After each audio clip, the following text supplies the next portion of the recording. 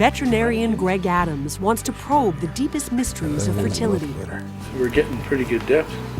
That means long days of hands-on work with animals, hours at the computer, and lately at the Canadian light source Synchrotron at the University of Saskatchewan in Saskatoon, planning for a new and powerful tool that will let scientists see deeper into living creatures than ever before.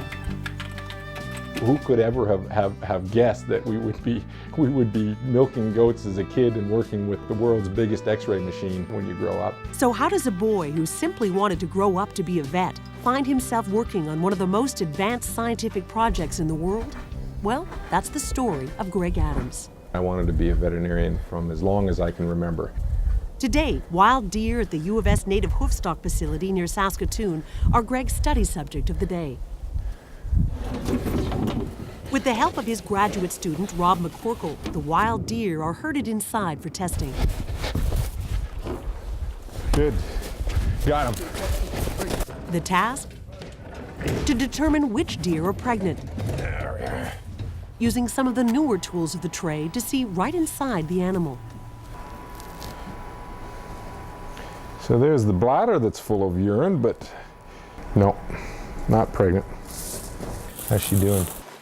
And one of the first tools I used was ultrasonography. It's a method of imaging. It was a whole new world. I was like a kid in a candy store because we could see inside the animal without hurting the animal. And we could see the babies moving, we could see the heart beating, we could measure its growth. So that was my first experience with technology. It was not to be his last. Gregg's work on fertility as part of a U of S team showed that, like cows, women ovulate in waves, often more than once a month. That was declared one of the top 100 discoveries of 2003. Now Gregg is ready to break more new ground, and it's partly because one of the biggest scientific projects in Canadian history opened up just a 2-minute walk from his office. And I thought, well, I have this incredible tool right outside our back door. So I thought I'd better learn a little bit more about it. What he learned was the potential of the synchrotron to open up research in an almost limitless range of fields. That's because a synchrotron has multiple beam lines, carrying beams of light that can be dedicated to different research areas. A biomedical line could shed light on Gregg's own work in fertility, help diagnose and treat cancer, image the progression of arthritis, and much more. It's like a whole renaissance. We get to look at all these old questions all over again because now we can see them really deeply and really clearly. Dino! Gregg helped convince synchrotron expert Dean Chapman to move to Saskatchewan from the U.S., and the rest is that they plan to make history, to build BMIT, the BioMedical Imaging and Therapy beamline. Helping them do it are Emil Haleen, beamline development leader, Tim Haubrick, the project manager, Colleen Christensen, the project coordinator, and a team of about 60 scientists from across Canada, the US, and Australia. So far, there are only 2 such beamlines in the world, and neither of them generally image anything larger than a rabbit or a mouse.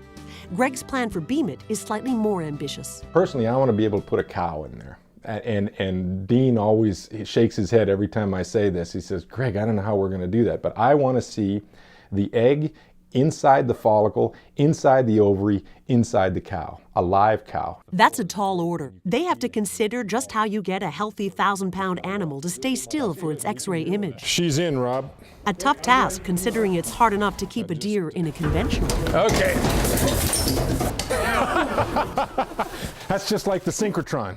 We have the electrons going around our corral here. We let some out here, turn them bend, make photons, and fire right down our BioMedical Imaging and Therapy beamline. What do you think?